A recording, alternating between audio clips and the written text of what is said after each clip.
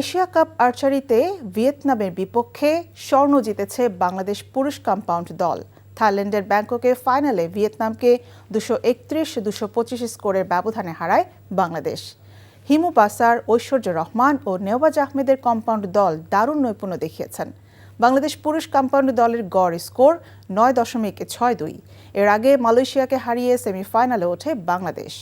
এরপর ফাইনালে ওঠার লড়াইয়ে ভুটানকে হারায় 232-228 স্কোরের ব্যবধানে। এশিয়া কাপ আর্চারিতে এবার বাংলাদেশ থেকে অংশ নিয়েছেন 10 আর্চার। দক্ষ আর্চার না থাকায় রিকার্ভ নারী দল গঠন করা যায়নি। অন্য 3 বিভাগের মধ্যে রিকার্ভ পুরুষ ও কম্পাউন্ড নারী দল ভালো করেনি। কম্পাউন্ড নারী দল সেমিফাইনালে ওঠার লড়াইয়ে হেরেছে থাইল্যান্ডের কাছে। 200-র বেশি সার্ভিস ও ফিচারে লেনদেনের সব বিকাশ অ্যাপে সম্ভব।